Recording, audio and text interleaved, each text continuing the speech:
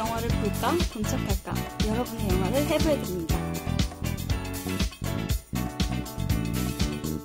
안녕하세요. 영상 해부학입니다. 예, 안녕하세요. 예. 제가 저희 방송 자주 들어보는데 항상 오프닝 시작할 때 날씨 얘기를 하더라고요. 근데 모든 분들이 공감하시겠지만 굉장히 어색한 대화를 시작할 때 날씨 얘기, 막 끼니 얘기부터 시작하잖아요. 저희가 아직도 청취자분들과 이 방송과 어색한 관계를 맺고 있나? 라는 생각이 들어서 오늘은 날씨 얘기를 생략하고 다른 질문으로 이 방송을 시작하려고 해요. 이번에 방송이 이제 공개됐을 때, 추석 연휴죠. 이번에 연휴도 또 길잖아요. 다들 연휴 계획, 여행 계획도 다 있으실 텐데, 그럼에도 불구하고 저희는 집순이, 집에서 영화를 보며 시간을 보내는 분들도 많을 것 같아요. 또 명절에는 특선 영화도 많이 하고, 또 명절 때 개봉하는 영화들도 굉장히 많잖아요. 그래서 각자 이번 추석에 보면 좋을 영화 추천하는 거 어떨까요? 예, 저부터. 저는 이제 명절이 특별한 계획은 없어요. 이렇게 어머니 아버지께서 이제 돌아가셨고, 게다가 이제 동생들이 뭐 출가한 동생도 있고 결혼한 동생도 있어서 잠깐 뭐 성묘를 갔다 오고 난 뒤에 아무래도 이제 혼자 시간을 보내야겠죠. 근데 혼자 사는 분들을 위한 영화. 저는 이럴 때일수록 공포 영화를 봐야 된다고 생각합니다. 혼자 사는 분들 너무나 밝고 명랑한 영화 보시면 더 우울해요. 명절에. 그렇기 때문에 추천드리는 영화는 이제 좀비 영화인데요. 요즘에 좀비 영화를 좀 열심히 보고 있거든요. 그 호러 영화, 좀비 영화를 좀 일 때문에 보고 있는데 그 중에서도 조지 노베로의 죽은 시체들의 밤이라는 1968년도 영화를 추천드리고 싶어요. 이 영화가 굉장히 정치적으로 급진적인 영화고요. 지금 보시더라도 굉장히 좀 재미날 수 있어요. 좀 우스울 수도 있는데 아무래도 요즘 접하는 좀비 영화치고는 속도감이라든지 어떤 공포감이라든지 이런 것들은 덜 할 수 있거든요. 하지만 혼자 사시는 분들은 정말 이 영화를 밤에 꽁꽁 숨어서 좀 보시게 되면 좀 나름의 맛을 느끼지 않을까. 예, 그래서 추천드립니다. 그 영화 결말이 너무 좋은 것 같아요. 결말 때문에 성공한 영화라는 생각이 그렇죠. 들더라고요. 예, 엔딩 크레딧에. 저도 안 보고 봐야겠네. 이렇게 볼 영화가. 예. 제이님은 어떤 영화 추천하실까요? 저는 이번 추석에 1000만 관객 흥행 스코어를 찍을 것 같은 I Can Speak를 뭐 굳이 뭐 추천하는 건 아닌데 저는 영화 조금 그래도 막 좋게 본 건 아닌데 좀 유치하고 재미없다고 생각되는 부분이 있긴 있는데 저는 이 영화에서 조연으로 나오신 진주댁이라고 혹시 보신 분 기억나시나요? 네, 슈퍼마켓 네, 할머니랑 가장 친한 친구의 그분의 연기가 너무너무너무 인상 깊었거든요. 그러니까 그분이 후반부에 연기를 할 때 정말 이 사람이 어떤 삶을 살았겠다라는 생각이 딱 오는 그런 연기가 있어가지고 저는 그 배우분의 연기가 너무너무 인상 깊어가지고 그 배우분 때문에 이 영화를 추천하고 싶더라고요. 그리고 되게 딱 맞게 추석에 맞게 시간 맞춰서 영화를 개봉한 거 보니 1000만 영화를 만들기 위해서 한 것 같으니 그 기대에 한번 저희가 부응해 드리고자 해서 여러분들도 많이 보셨으면 좋겠네요. 저 같은 경우에는 옛날 영화 추천하셨고 개봉 영화 추천하셨으니까 이제 특선 영화 차례인 것 같아요. 저는 이번에 라라랜드를 특선 영화를 하더라고요. 조금 너무 빠른데? 라는 생각이 들고 왜냐면 DVD 출시도 제대로 안 됐거든요. 한국에서. 근데 이번 10월 7일 토요일 날 MBC에서 10시에 밤 10시에 라라랜드를 한다고 해요. 근데 라라랜드가 어찌 보면 사랑에 대한 이야기이기도 하지만 성공에 대한 얘기, 꿈에 대한 이야기이기도 하잖아요. 뭔가 실패한 사람들의 이야기인데 추석 명절 때 늘 결혼 이야기, 취직 이야기 이런 얘기들로 스트레스 많이 받으시고 오히려 막 자책감도 들고 하실 텐데 오히려 라라랜드에서 극복하는 두 인물들을 보면 조금 다른 해방감을 느끼실 수 있지 않을까 해서 이 영화 추천드립니다. 아마 MBC가 요즘에 파업 때문에 편성이라도 못 만드는구나. 제작을 못하는구나. 편성이라도 좀 1년 정도의 영화를 갖다 선정한 것 같은데요. MBC를 안 본 지 오래돼서. 네, 저희 이번에 저희가 원래 가을 맞이 기획했던 애정만세 마지막 예. 편입니다. 저희가 이번에 선정한 영화는 2012년도에 개봉한 사라 폴리 감독의 우리도 사랑일까? 원제는 Take This Waltz입니다. 예. 이 영화 다들 보셨죠? 예. 저는 이번에 제가 안 보기로 한 영화였는데 저는 이 영화를 정말 안 본 줄 알았어요.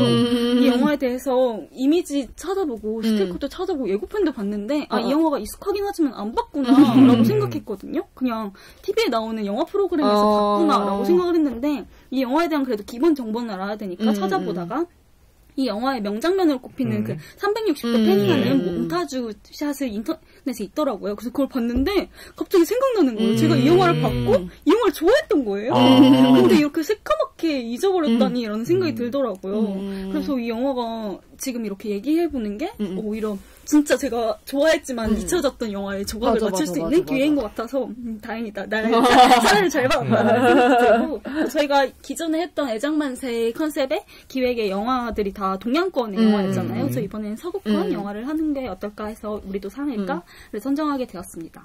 우선 이 영화에 대해서 완벽한 스포일러를 해봐야겠죠. 이 줄거리 누가 설명해 주실까요? 예, 제가 한번 설명해 볼까요? 네. 지금부터 스포일러를 남발하오니 주의하여 들으세요. 자, 우리도 사랑일까는 이제 사라 폴리의 그 작품인데요. 사라 폴리가 눈에 익으신 분도 있을 것 같아요. 귀에. 왜냐면 특히 그 새벽의 저주, 아까 제가 좀비 영화 말씀드렸는데 여기에 출연하는 여배우예요. 그 스플라이스나 이런 데서 좀 눈에 익은 배우거든요. 흔히들 캐나다의 군민 여동생. 어릴 때부터 배우 활동을 해가지고 잘 성장해서 역변하지 않는 정변한 이제 배우이자 감독인데요. 27살 때부터 연출을 시작해서 우리도 사랑일까? 그 다음에 다큐멘터리 우리고 하고 싶은 말까지 이제 감독을 했습니다.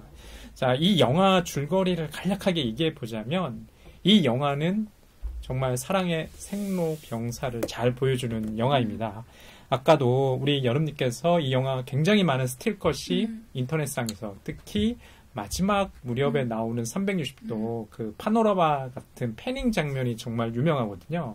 이 영화는 TV에서도 영화 관련 프로그램에서 엄청나게 많이 나와요. 아마 이 영화의 제목을 잘 모르는 분도 있으면 그 장면 보더라도 알 수가 있습니다. 대략적인 이야기를 가보면요. 두 명의 이제 주인공이 나오죠. 미셀 윌리엄스가 맡은 마고라는 인물, 여성인데요. 결혼 5년 차의 프리랜서 작가입니다.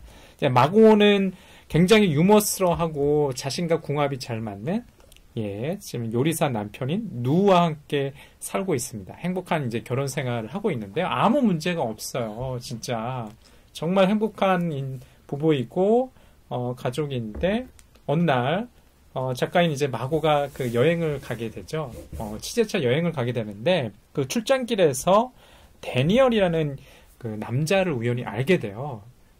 그런데 그저 그런 스쳐가는 인연인 줄 알았는데 웬걸 비행기에서도 옆자리에 타고 알고 봤더니 공항에서 내렸는데 자기 집 앞에 사는 남성이었던 거죠.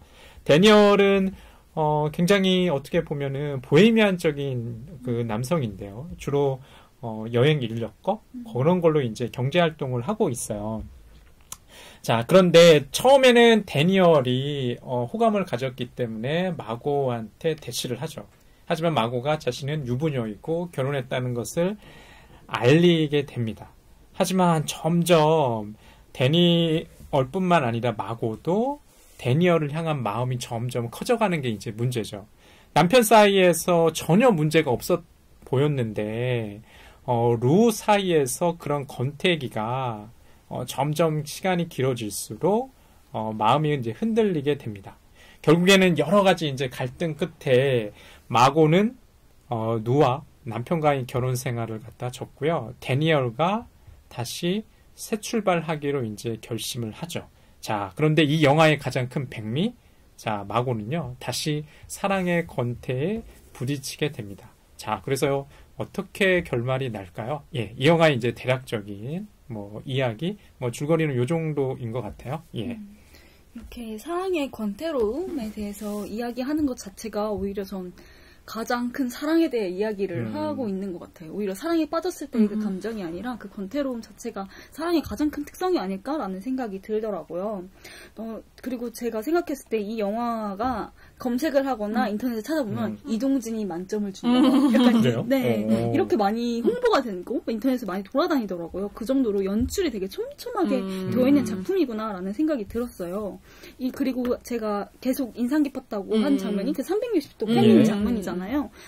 그 몽타주 자체가 사랑에 빠졌을 때와 권태로워지는 그 과정을 집약적으로 보여주는데 그 장면에서 또 Take This Waltz라는 원제 OST가 나오거든요. 그래서 그 장면이 유명한 것 같은데 이 장면을 다들 어떻게 보셨나요? 그게 이 영화를 보신 분들이라면 가장 인상 깊다고 꼽는 일종의 뭐 씬들이죠. 씬이에요. 저는 뭐 다른 것들도 좀 인상 깊은 것들이 있는데 이 영화가 만약에 마고가 그 여성인 마고가 자신의 남편과의 갈등 속에서 새로운 사랑을 찾는 걸로 해피엔딩으로 정말 행복하게 살았어 이렇게 끝났으면 별볼일 없는 영화였을 것 같다는 생각이 들어요. 물론 그 연출의 어떤 촬영상이나 편집상의 이제 특이점들은 있는데 이 마지막에 보여주는 그 360도 패닝 파노라마가 지금 영화가 보여주는 메시지 아닐까라는 생각을 했거든요. 왜냐하면 정말로 생로병사잖아요. 그러니까 왜 사랑하게 될까에 대한 영화는 굉장히 많아요. 노맨스물 중에. 근데 왜 사랑하지 않게 될까라는 질문과 거기에 대한 답변을 던지는 영화는 많지 않습니다. 왜 사랑하지 않을까? 정말로 처음에 만났을 때 미칠 듯이 사랑했던 연인들도 헤어질 때는 어떤가요? 굉장히 냉정하게 헤어지잖아요. 저번에 제가 저희 집 주변에 갑자기 밤에 두 부부인지는 모르겠는데 연인들이 막 싸우는 거예요. 목소리가 다 들릴 정도로. 순간 이제 그런 생각이 들더라고요. 제가 이제 이 영화를 보고 난 뒤였는데 저분들도 정말 처음에 연을 맺었을 때 정말 사랑했을 텐데 정말 죽일 듯이 싸우더라고요. 너 때문에 내 인생 망쳤어 뭐 이렇게 여성물이 얘기하고 정말 우리가 상상하는 그런 남녀의 마지막의 뭐 갈등 이런 것들이었거든요. 그런 면에 있어가지고 그 아까 360도 이런 것들은 그런 희노애락을 다 보여줘요. 특히 여기서 보면은 둘 간의 관계뿐만 아니라 이게 왜 19금 영화이냐면 거기서 19금 영화죠. 왜냐면 뭐 흔히 얘기하는 뭐 쓰리썸 그러니까 별별의 사랑의 모습과 행동과 그런 것들 다 갖추지만 마지막에서 보는 모습이라는 것은 소파에 두 사람이 앉아서 멀뚱하니 TV를 볼 수밖에 없는 이런 장면들로 끝나요. 그게 꼭 나쁜 건 아니라고 생각을 하지만 이 영화에서는 그런 것들을 보여주기 때문에 가장 큰 백미라고 할 수 있죠. 제이님도 이 장면 인상 깊으셨나요? 저는 제가 이 영화 하자고 해서 가져왔는데 이 영화를 되게 좋게 생각을 했었거든요. 근데 이번에 다시 보면서 너무 과한 거예요. 그 360도 장면도 너무 대놓고 보여주는 거 아니야? 약간 이런 생각이 들어서 처음에 봤을 때는 이 영화 괜찮다고 생각을 했는데 다시 보니까 오히려 너무 360도 장면도 너무 직접적으로 보여주는 것 같아서 그닥 그렇게 다시 보니까 오히려 매력이 별로 없는 듯한 느낌이었던 것 같아요. 그렇게 이 영화가 연출적으로 되게 촘촘하게 짜여있긴 하지만 그만큼 연출이 되게 직설적인 부분이 있는 것 같아요. 예를 들어서 명대사가 되게 유명하더라고요.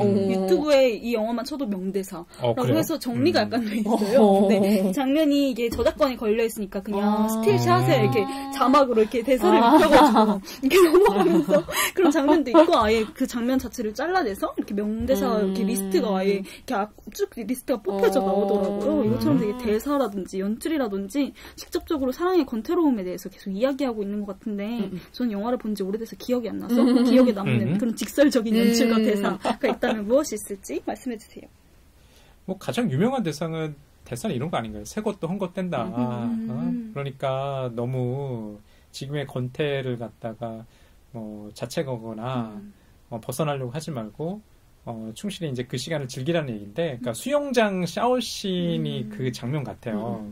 마고와 친구들이 그 동료, 자신의 그 친인척인 것 같기도 하고, 뭐, 그 다음에 뭐 친구인 것 같기도 한데, 수영장에서 강습을 마치는데 목욕하잖아요. 그런데 그 장면 중에 보면은 할머니 또 세 분을 보여주고, 또 교차로 이 마고와 친구를 보여주는 그런 장면들이 서로 교차하는 장면들이 있어요. 할머니들 보면 굉장히 딱 보더라도 이게 전라, 나체를 보여주는데 어떤가요? 이제 배도 많이 나오셨고 축 늘어졌고 정말 이 마고의 친구들이 늙으면 저렇게 되리라는 것을 보여주는 것 같아요. 그러면서 마고와 친구가 서로 부부관계에 대해서도 왁자지껄 막 떠드는데 중간중간 이렇게 개입하잖아요. 할머니들이. 아까도 새 것도 헝껏해 막 이런 식으로 개입하거든요. 그런 장면들이 사랑이 니들이 꿈꾸는 사랑이 마지막에 가서는 우리와 같아라는 걸 보여주어서 너무 직접적이라는 생각은 들더라고요. 너무나 대놓고 얘기하는 거 아닌가. 근데 저는 그게 감독의 메시지라고 생각은 안 해요. 이따가 좀 얘기를 하겠지만 이 감독이 과연 마고의 선택? 아까 남편을 버리고 남편한테 이혼을 요구하고 새로운 연인인 데니얼을 찾아서 가잖아요. 그게 반드시 지금 사라폴리가 이 여성 캐릭터를 갖다가 책임을 묻고 탓하려고 했는가? 그건 아니라고 생각하거든요. 제가 이 영화를 생각했을 때도 이 영화가 되게 반복되는 장면들이 많았던 것 같아요. 그래서 그게 직설적으로 느껴졌던 것 같아요. 장면이 반복됨에도 불구하고 차이가 극명하게 시각적으로 보이니까요. 근데 제일 생각나는 장면도 그렇고 많이 회자되는 장면도 유원지에서 마지막에 혼자 마고가 그 놀이기구를 타는 그 모습을 많이 사람들이 생각했던 것 같고 거기서 나오는 음악도 중요하잖아요. 그 음악이랑 신나는 음악이랑 되게 대비되는 그 마고의 모습을 많이 언급하시는 것 같더라고요. 이렇게 반복하는 형태의 연출이 주는 좋은 점도 있지만 이 영화를 계속 여러 번 보게 된다면 그걸 느끼는 뭐라 해야 될까? 식상함이 있는 것 같아요, 분명. 저도 그래서 이 영화를 처음 봤을 때 제가 학교를 다닐 때라서 이 영화 보고 그냥 영화 연출이란 대체 뭘까? 그러니까 너무 두루뭉실하잖아요. 그렇다고 연출이 뭐예요? 라고 물어볼 수 없고 누군가에게. 그래서 뭘까? 이러고 하는데 이 영화를 봤는데 이 영화가 첫 장면이랑 끝 장면이 똑같아요. 그러니까 그 요리하는 듯한 장면? 뭔가 파이 같은 걸 만드는 장면이 나오는데 처음에는 되게 막 엄청 따사로운 햇빛 아래 막 누군가 사랑하는 사람을 위해서 제목도 우리도 사랑일까잖아요. 그러니까 누군가 뭔가 사랑하는 사람을 위해서 파이를 만드는 듯한 느낌으로 막 요리를 하는 그 마고의 모습이 나오는데 누군가가 이제 들어와요 부엌에. 근데 그 사람이 누군지는 알 수 없게 그냥 아웃포커싱 되고 얼굴도 안 나오는 그런 장면이 나와요. 그래서 그 장면을 보면 되게 너무 로맨틱하다라는 생각이 들 정도로 아름답게 찍었는데 마지막에 똑같이 그 장소에서 똑같이 요리를 하는데 이번엔 되게 권태로운 모습으로 보여주는 거예요.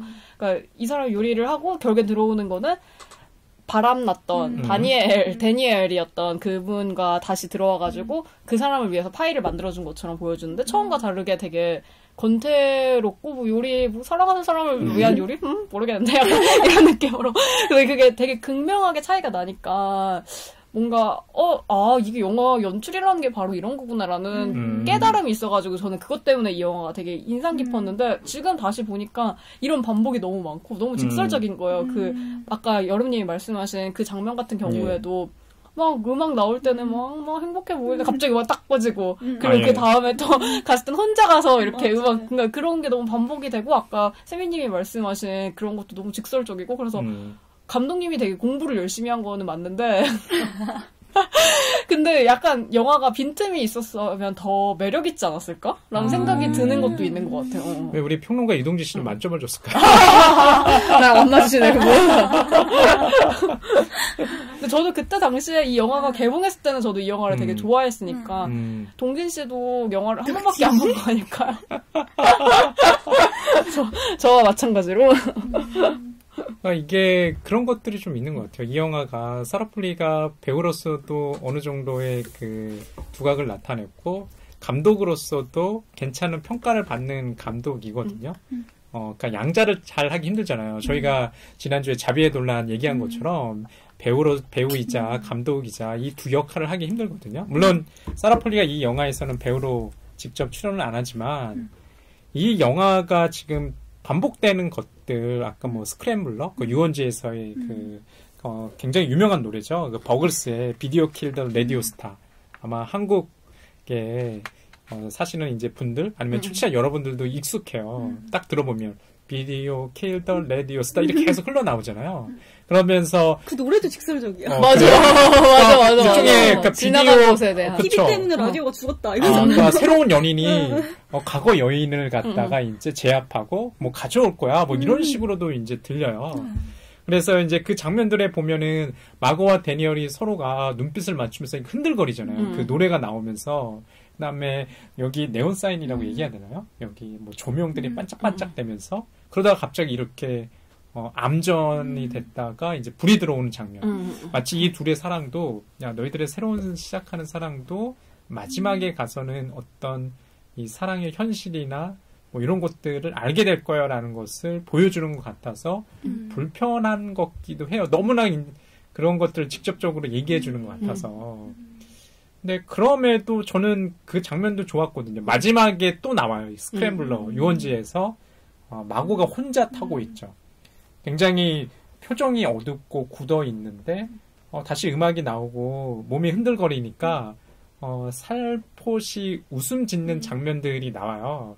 그래서 그 장면을 보면서 저는 어떤 생각을 했냐면 그게 마지막 장면이거든요. 그러면서 엔딩 크레딧이 올라가면서 영화가 끝나는데 비로소 마고가 이게 사랑의 어떤 생로병사든 희로애락이든 그것들을 깨닫고 혼자서도 이 여성이 잘 살아갈 수 있겠구나 내지는 행복할 수 있고 사랑을 잘 하겠구나를 보여주는 것 같아서 저는 뭐 좋았던 것 같아요. 그 마지막 오히려 그 유원지에서 스크램블러 타는 장면들이 대부분 그 결말을 되게 비관적으로 보는 분들이 많은데 좀 다른 시선인 것 같아요. 제이님도 그 결말이 긍정적으로 보이셨나요?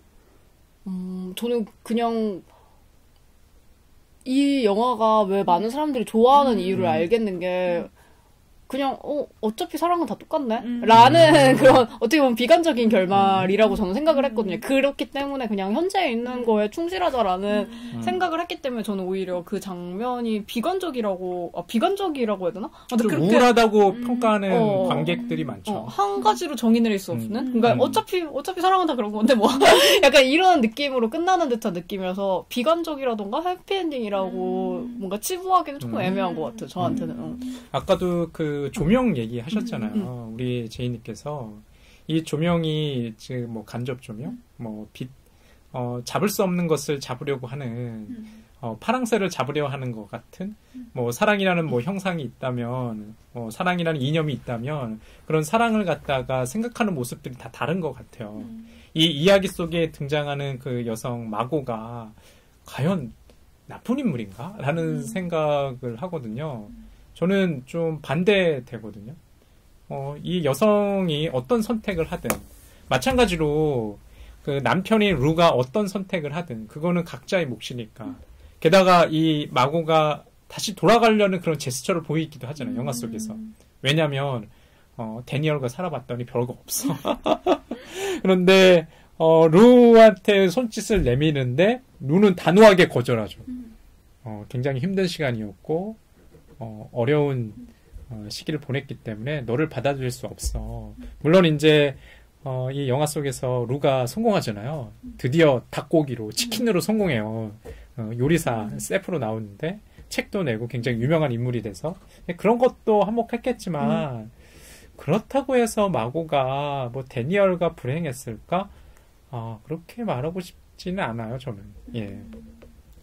저는 이 영화를 생각했을 때 어찌됐든 중심 인물인 마고가 있고 마고와 루아의 관계가 있고 마고와 데니얼의 관계가 있어서 그걸 나눠서 생각해보는 것도 좋지 않을까라고 생각을 했어요.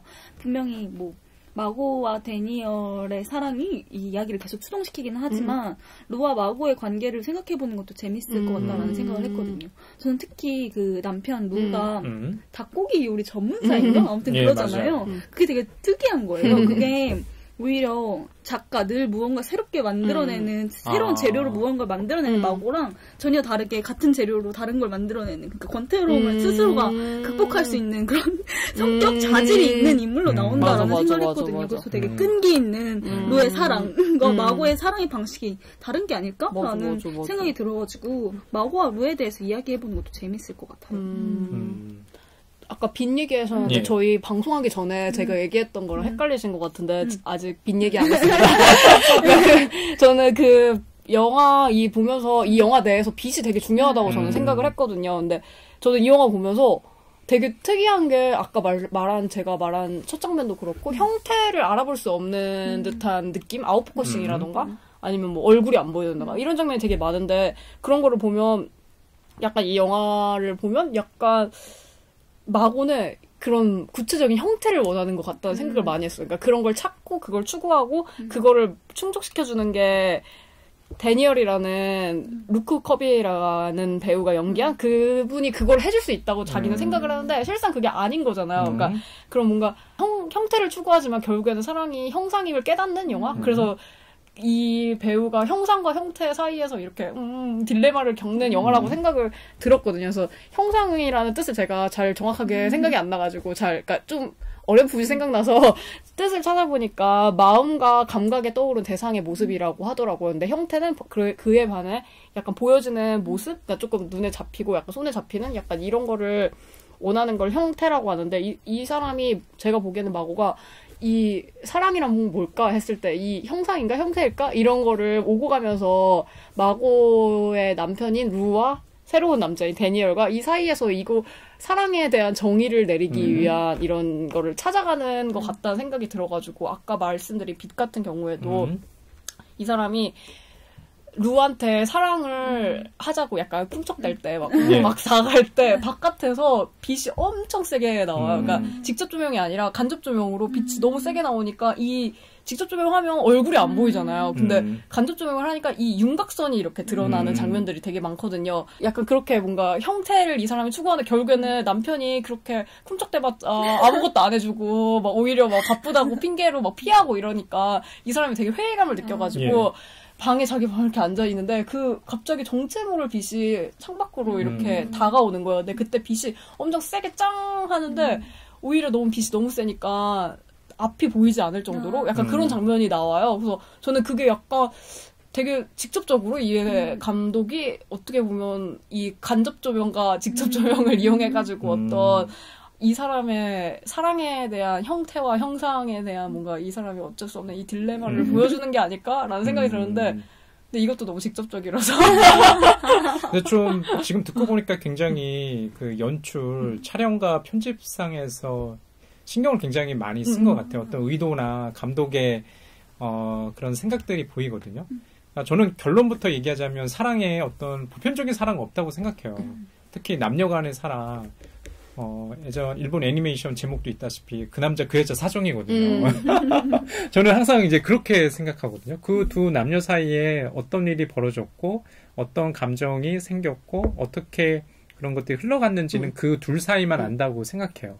어떤 사람은 뭐 나의 사랑은 이런 거야, 나의 사랑은 빨개 이렇게 얘기할 수도 있고 어떤 사람은 나의 사랑은 파래라고 얘기할 수도 있잖아요. 여기 등장하는 마고와 누 부부 사이에 벌어지는 그런 갈등도 각자가 생각하는 사랑이 달랐기 때문에 그런 거 아닐까라는 생각을 해요. 가령 예를 들어서 누라는 여기 세스 노건이 맡은 역할이 남편 누잖아요. 이것도 굉장히 좀 언밸런스하다는 생각 들었어요. 왜냐하면 세스 노건은 주로 저는 코미디 영화에 많이 나오는 배우였는데 정극 배우로 여기 나오는 거예요. 뭐 그 사람이 맞나? 라고 해서 물론 유머 코드는 있긴 한데 그렇게 가벼운 인물로 나오지 않죠. 아까 말씀하셨던 것처럼 우리 여름님께서 요리사 진짜 치킨만 만들어요. 초지일간 치킨만 만들어요. 그런 이제 인물로 이제 그려지는데 누가 보여줄 수 있는 사랑의 예가 아침마다 마고가 샤워를 할 때 찬물을 하나씩 이렇게 끼얹어 주는 거잖아요. 깜짝깜짝 놀라죠. 우리 마고가 수도가 고장났나? 그러면서 일상에 약간의 변화를 이렇게 주거든요. 그런데 이 장면도 2번 정도 나오죠. 처음에는 그 관객들이 모르지만 마지막 헤어짐을 통보하고 나서야 그 사람이 마고의 남편이었던 루였다는 것을 알려줘요.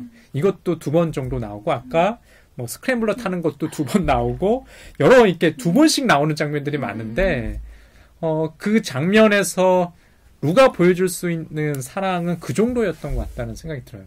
나의 사랑은 이 정도야.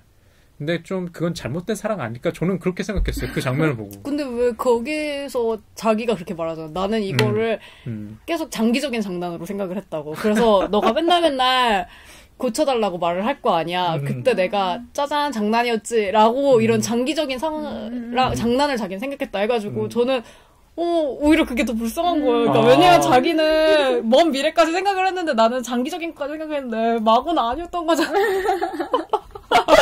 그러니까 굳이 그러니까 헤어짐을 통보받고 나서도 다시 장난을 친 게 그거를 보여주기 위해서. 그러니까 우리가 보지 못하는 곳에서 계속해서 변화를 주고 있었던 남편 루의 슬픈. 치킨을 만들 때도 계속 변화를 주죠. 그런데 그게 좀 너무 이상해요. 그래요? 결혼 5년차 부부인데 아마 영화 속 줄거리상에서도 그런 대사가 있죠. 마고는 아이를 갖고 싶어 할 것 같아요. 근데 남편이 거절하잖아요. 그래서 그 타협선으로 강아지를 한번 키워보자. 근데 강아지 키우는 것조차 처음엔 좀 거부해요. 왜냐면 처음에는 애완견이겠지만 나중엔 아이를 갖자고 그럴 거야. 근데 그 이유를 잘 모르겠어요. 왜냐면 이 영화 속에서 보면은 가족 모임을 많이 보여주거든요. 친인척들이 와서 즐겁게 시간을 보내고 아이들도 뛰놀고 이런 되게 행복한 장면들이 있어요. 뭐 파티도 열고. 근데 왜 정작 이 부부는 특히 남편은 아이를 낳고 싶어 하지 않을까? 라는 좀 질문이 들었거든요. 그러니까 오히려 저는 마고가 책임이 없다고 생각해요. 루가 잘못된 거 아닌가? 남편이? 남편의 사랑의 방식이 저는 잘못됐다고 생각하거든요. 표현하지 않는 사랑이 나는 그게 사랑일까? 저는 그건 좀 아니라고 생각하는 편이거든요. 저도 이제 비슷한 실수하는 경험담이 있어요. 이게 표현하지 않으면 상대방이 어떻게 알아요? 내가 사랑하는지. 물론 그 루가 표현을 안 하는 건 아니에요. 되게 과격한 언어로 사랑을 표현하죠. 과격한 언어라는 게 어떤 거예요? 이제 아침에 일어날 때 서로가 서로의 사랑을 이렇게 표현하잖아요. 당신을 너무 사랑해서 감자 으깨는 기계에 넣고 싶다는 둥, 너를 너무 사랑해서 당신 창자를 고기 가는 기계에 갈아서 먹고 싶다는 둥, 이런 대사를 막 서로 주고받아요. 요즘에 그 일본 영화, 제가 한번 언급했었는데, 너희 창자를 먹고 싶어. 이런 류의 것들이거든요. 근데 그 대사가 어떻게 느껴지냐면, 이 사람들의 사랑을 갖다가 너무 표현하기 불가능한 사랑을 보여준다는 느낌보다는 이제 갈 때까지 가서 이제 더 이상 어떻게 할 수가 없나라는 저는 느낌이었어요. 저는 반대로. 아, 그래요? 오히려 너무너무 이 둘이 그게 잘 맞는다고 생각했어요. 저는 처음에 이 영화, 그러니까 처음 볼 때 말고 다시 보니까 이번 기회에 다시 보니까 마고가 너무 센 거예요. 그러니까 그 처음 만나는 데니엘한테도 되게 툭툭거리고, 그러니까 그렇죠. 정말 상처를 줄 법한 약간 그런 느낌의 말을 너무 해가지고 원래 캐릭터가 저런가 보다 했는데 남편이랑 그렇게 얘기하는 거 보니까 이미 그게 익숙해진 사람인데 괜시리 새로운 거를 이렇게 추구했다가 오히려 다시 똑같은 사랑을 반복하는 거 아닐까라고 생각이 들어서 저는 오히려 그게 뭔가 갈 때까지 간 사랑이 아니라 이미 서로에게 너무 익숙해져 버린? 누가 그렇게 나 너의 췌장을 먹고 싶어 이렇게 말했을 때 누가 그렇게 반응해줄 사람이 누가 있어? 미친놈 아니야? 근데 너무 둘이 잘 맞는데도 불구하고 그거를 잊고 지냈던 마고의 모습이었던 것 같아요. 저한테는. 근데 결혼 5년 차 정도면 보통 신혼이 얼마나 가는지는 잘 모르겠지만 그렇게 권태기가 올만한가라는 생각도 들었거든요. 아닌가? 물론 이제 연애를 오래 했을 수는 있죠. 그러니까 연애 포함, 결혼 포함 굉장히 길게 할 수는 있는데 이 영화의 설정에 있어가지고 그 부부의 권태가 한편으로는 좀 이해도 가지만 또 한편으로는 좀 이해가 불가능한 것도 있어요. 왜냐면 여기가 배경이 주는 공간이라는 게 시간과 공간이 마을이잖아요. 마을. 되게 한적한 마을 같아요. 그러니까 우리가 생각하는 도시의 이미지가 아니에요. 가령 예를 들어가지고 여기 데니얼 같은 경우는 여기가 캐나다 어디 공간인지 모르겠지만 관광객을 대상으로 해서 관광객 인력거를 갖다 몰잖아요. 그런 것들이 굉장히 뭐랄까 따분할 수밖에 없겠구나라는 생각은 들어요. 그냥 제가 봤을 때는 마고는 변화를 원했던 것 같아요.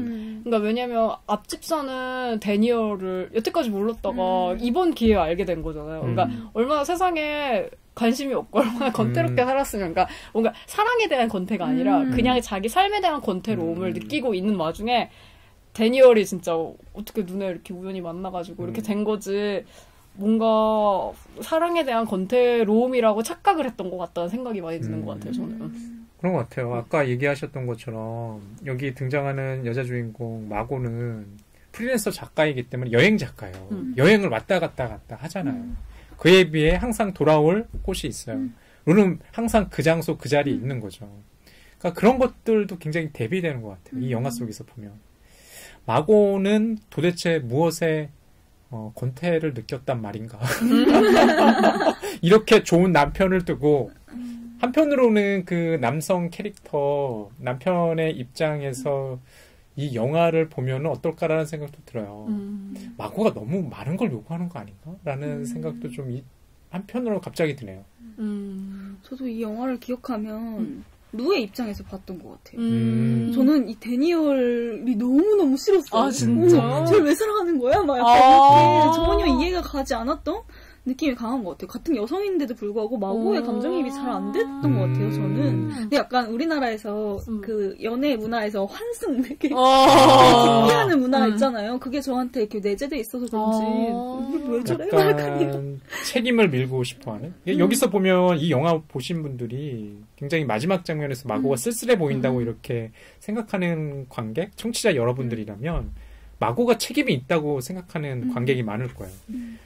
그러니까 자업자득이라는 생각을 가지기 때문에 마고 너도 너의 사랑이 그렇게 끝날 수밖에 없는 거는 필연이야 이렇게 얘기하는 것 같거든요. 근데 이 영화 보면 그 처음에 데니얼 만났을 때 처음에는 잘 이렇게 멀쩡히 걷다가 공항에서 이거 휠체어 타고 가가지고 데니얼이 왜 거짓말하냐고 그랬더니 자기 사실 4분만 걸으면 뭐 현기증이 나가 아무튼 이런다 그러니까 거짓말하지 말라 그랬더니 자기는 환승하는 게 너무 무섭다고 이렇게 말을 해요. 그러니까 붕 떠 있는 그 느낌이 너무 싫대요 시간이. 그러니까 갑자기 여러분들이 그 얘기하니까 환승 물론 그 말이 미국에서도 있나? 라는 생각이 드는데 갑자기 굉장히 의미심장하네요. 저는 그것도 굉장히 이상하더라고요. 빨간 아디다스 추리닝 입고 등장하잖아요. 여기 이제 마고라는 인물이 휠체어로 갑자기 타고 지금 여기 하는 대사처럼 자기는 환승할 때 가장 싫기 때문에 일부러 아픈 척 한다라는 얘기죠. 근데 그게 마치 환승을 앞두고 있는 마고의 그리고 그 영화가 원래 거기도 있나? 그 서구권에도? 영어권에도? 있을 것 같아요. 트랜스퍼 이렇게 있지 않을까요? 정말 그러네요. 이 영화가 보면은 많은 어떤 공간이나 이런 시간성에서 이 캐릭터의 어떤 내면을 보여주는 것들이 좀 있는 것 같아요. 미국판 봉태일이시네. 만약에 맞다면. 저도 아까 마을 얘기도 하시고 하셔서 공간 얘기를 하면 저는 그 360도 패닝샷이 좋았던 게 그 사랑의 관계를 응축적으로 보여주는 것보다도 그 공간을 보여주는 게 공간의 변화가 되게 좋았거든요. 처음에 완전 텅 빈 집에 침대 하나만 있는데 점점 이렇게 가구들이 많아지잖아요. 저는 그런 느낌이 되게 좋았던 것 같아요. 오히려 이 사랑이 점점 막 격정적으로 막 상승했다가 다시 하강하는 모습을 그렸음에도 불구하고 계속해서 가구들은 채워지거든요. 중간에 찾다가 빠지는 게 아니라 계속 채워져요. 뭔가 축적이 됨에도 불구하고 변할 수밖에 없는 것. 이게 공간이랑 대비되는 모습이 되게 인상 깊어서 이 영화에서 공간도 되게 중요하다라는 생각이 많이 들더라고요. 보면 볼수록 굉장히 모르는 걸 많이 발견하는 것 같아요. 저는 그 집에 공간이 침대 하나만 있었는데 주변에 가구나 이런 것들이 채워진다는 것을 의식하지 못했거든요. 그러니까 그게 굉장히 대비되는 것 같아요. 집에 이렇게 살림살이 하나하나 늘어나는데 그 두 사람의 어떤 이런 친밀도 내지는 관계 그 꽉 채워져 있는 것들은 계속 비워나가는 거 아니에요. 그런 것들을 묘사하기 위해서 그렇게 연출했나? 라는 생각이 좀 들어요. 대부분 또 우리 현실의 삶에서도 그렇잖아요. 이사가 가면 짐이 많아지죠. 작은 집으로 갈 수 없네. 그러다가 이제 또 한바탕 또 버리고, 맞아. 그 다음에 또 채우고, 이런 것들인데, 그게 꼭 물건뿐만 아니라 그 사람 사이의 사랑도 그러지 않나라는 생각들이 좀 들어요.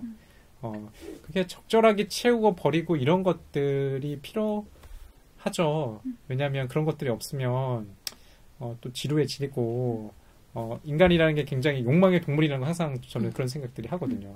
지금 이 상태가 누군가의 눈에는 굉장히 안락하고 좋아 보여도 또 새로운 거를 갖다가 원하게 되는 약간 사랑도 이렇게 소비하는 거 아닐까라는 생각을 저는 가끔가다 하긴 하거든요.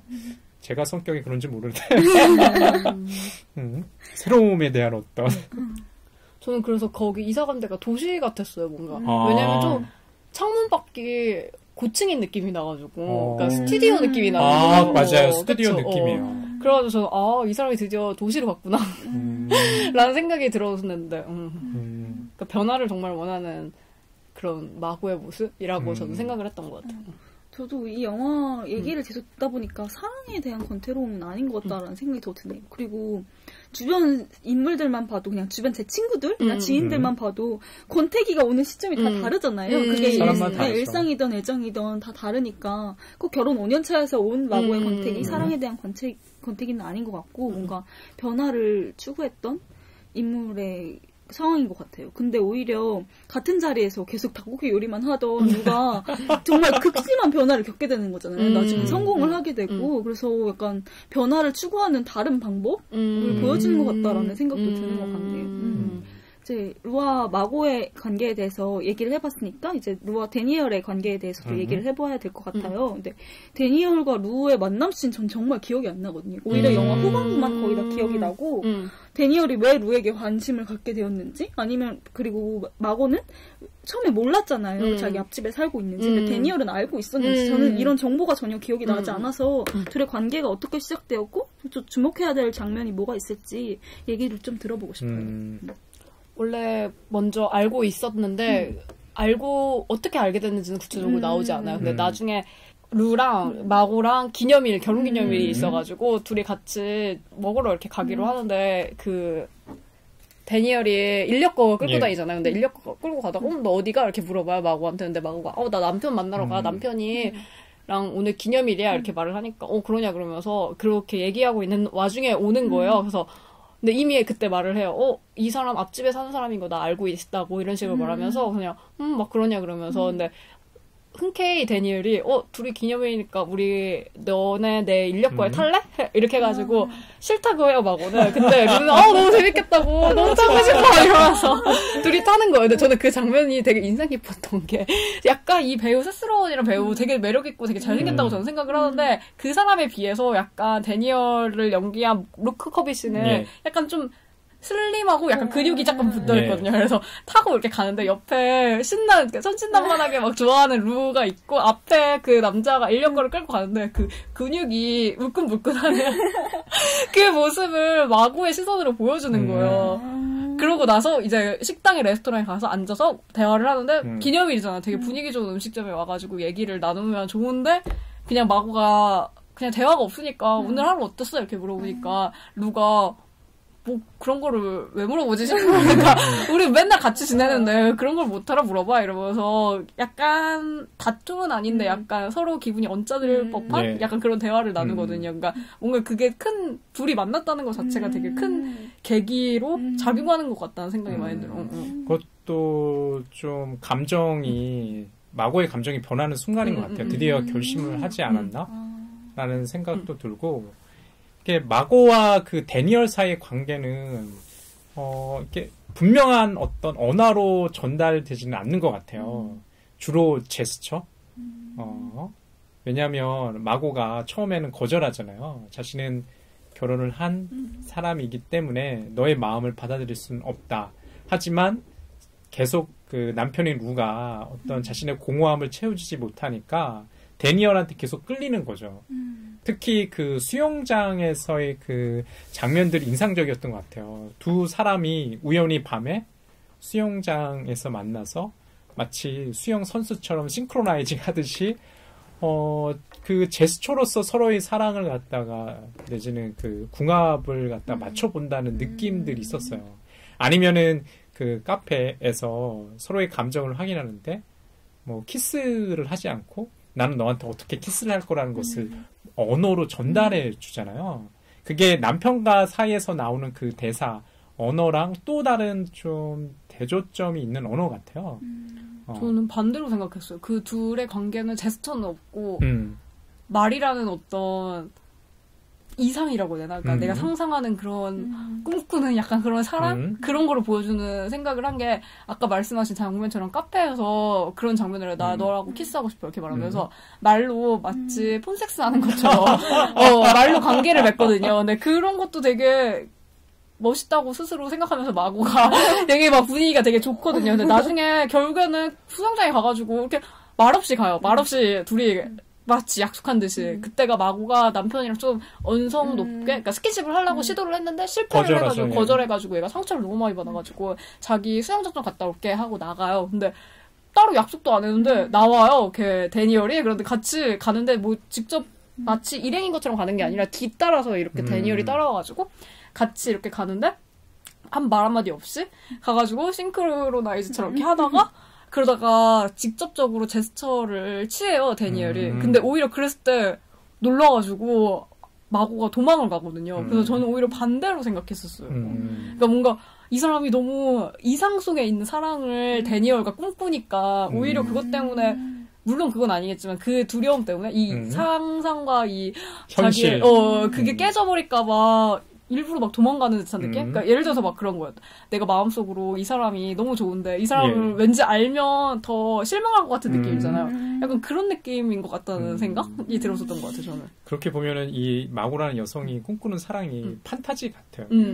아까도 그런 어떤 형상, 뭐 이념 이런 말씀 하셨는데 이데아 같은 사랑이 저 멀리 속에 있고 그런 사랑들은 일종의 뭐 육체적인 사랑이 빠져 있는 것 같다는 생각이 좀 들어요.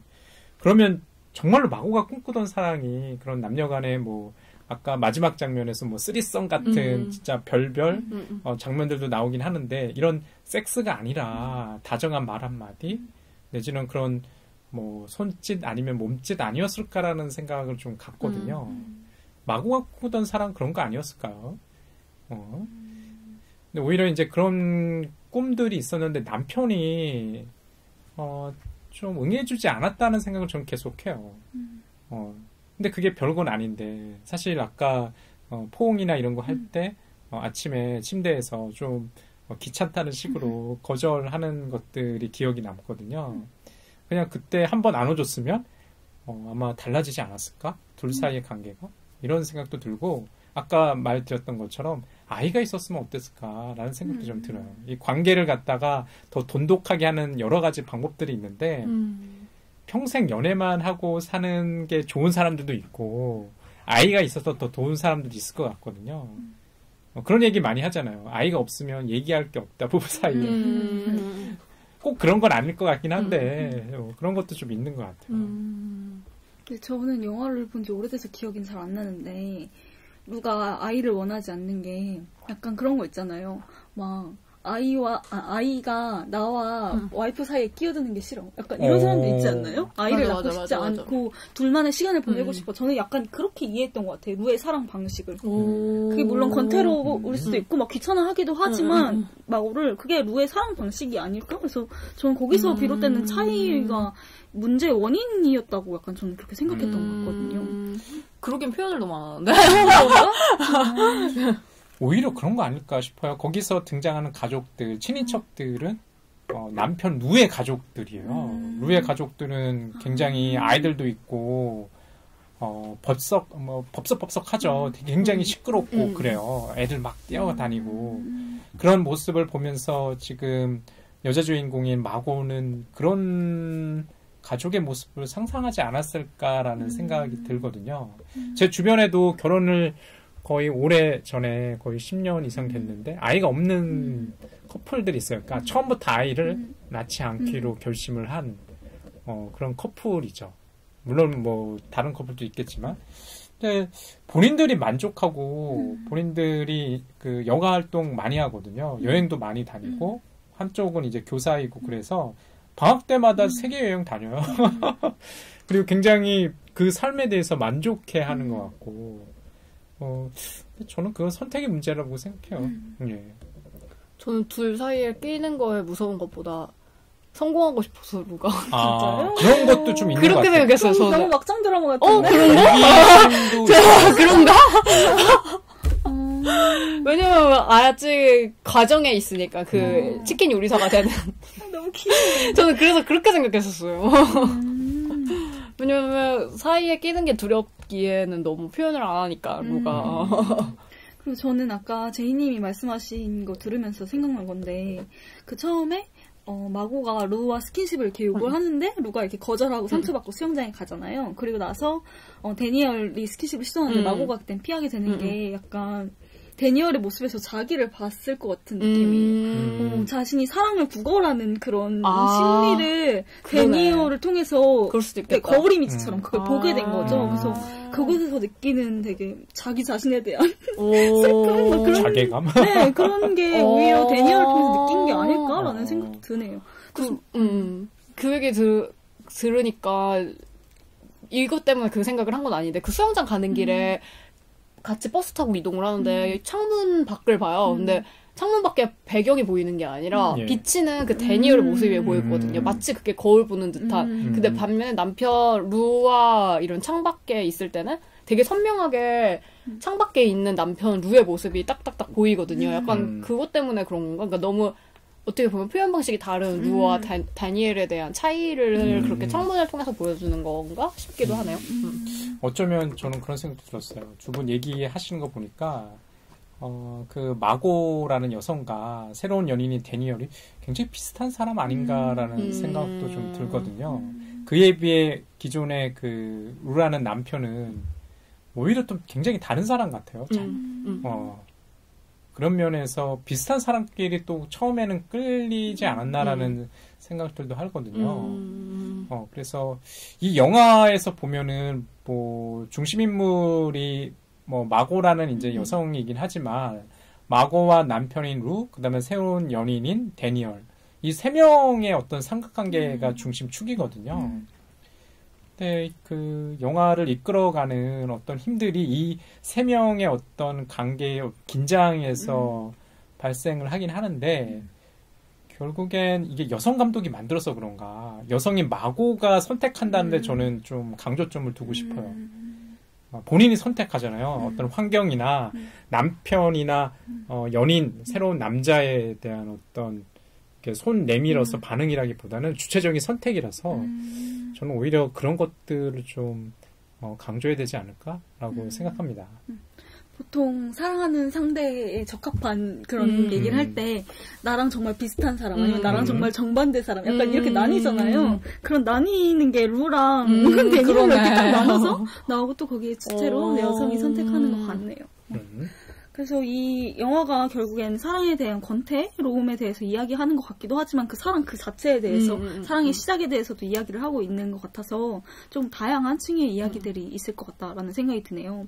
저는 아무리 이 얘기를 들어도 아직도 까마득한 기억 속에 이 영화가 있어가지고 정말 그 유명한 명장면밖에 기억이 안 나는데 이 영화를 다시 봐야 할지 그리고 또 안 본 청취자분들은 이걸 볼지 본 척만 해야 될지 여러분들이 이제 판결 내려주세요.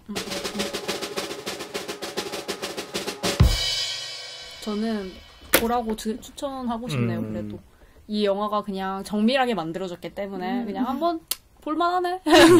얼마나 디테일하게, 그러니까 제가 깨달았던 것처럼 영화 연출 대체 뭐지? 라는 답이 될 수 있을 것 같아요. 왜냐면 같은 장면이 계속 반복되니까 이렇게도 보여줄 수 있고 저렇게도 보여줄 수 있구나라는 거를 이 영화가 되게 극명하게 보여주는 것 같아서 뭔가 사랑에 대한 영화로서라기보다는 그냥 영화에 대한 영화로서 라는 추천이 되는 것 같아요. 저는. 필름 피터링 시간 굉장히 힘든 시간인 것 같아요. 저는 이 영화 때문에 사라 폴리의 우리가 하고 싶은 말 아까 다큐멘터리 말씀드렸는데 그 영화도 보려고 이렇게 다운로드 받았거든요. 갑자기 궁금증이 생기더라고요. 사라 폴리라는 감독이 저희가 공교롭게도 지난주에 했던 그 자비에 돌란도 캐나다 출신의 감독이고 사라 폴리도 캐나다 출신의 감독이에요. 근데 이 영화는 아까 말하셨던 그 360도 그 패닝하는 그 장면만 보시면 이 영화는 그 주제 메시지가 표층에 나오는 메시지는 다 담겨 있거든요. 오히려 저는 이 영화를 그렇게 추천을 안 드릴 것 같아요. 아까도 우리 제이님께서 영화에 대한 영화, 일종의 메타 영화라는 게 영화를 공부하는 그 학생이나 어떤 감독, 연출 지망하거나 아니면 조명 하면 볼만한 영화예요. 여러 가지 이제 테크닉적인 면에서 저런 것들은 내 영화 속에서 이렇게 연출하면 좋지 않을까? 그런데 관객의 입장에서 이 영화를 보면은요, 굳이 우리가 경험할 수 있는 것들을 판타지로 다시 영화 속에서 보고 싶은 마음은 없는 것 같아요. 설사 사랑이 마지막에는 저렇게 끝날지라도 좀 꿈을 꿔보렵니다. 네. 오늘 이렇게 우리도 사랑일까를 마지막으로 저희가 가을 맞이 기획한 애정만세 기획전이 끝났습니다. 제가 생각을 해보니까 우리도 사랑일까는 제이님께서 영화에 대한 영화가 아닐까라고 말씀하셨고 러브레터도 사랑에 대한 것보단 죽음 혹은 시간에 관련된 게 아닐까 얘기했었고 천매밀 같은 경우도 자본주의 약간 이런 얘기했었잖아요. 그것처럼 네, 멜로 장르 영화를 선정했음에도 불구하고 약간 다른 방식으로 다른 주제나 뭐 이야기 들과 연관되어 있다는 점에서 이 새 영화 잘 골랐다라는 생각도 들고 완전히 사랑꾼인 영화가 있을까? 그런 영화가 존재하긴 할까라는 생각이 드네요.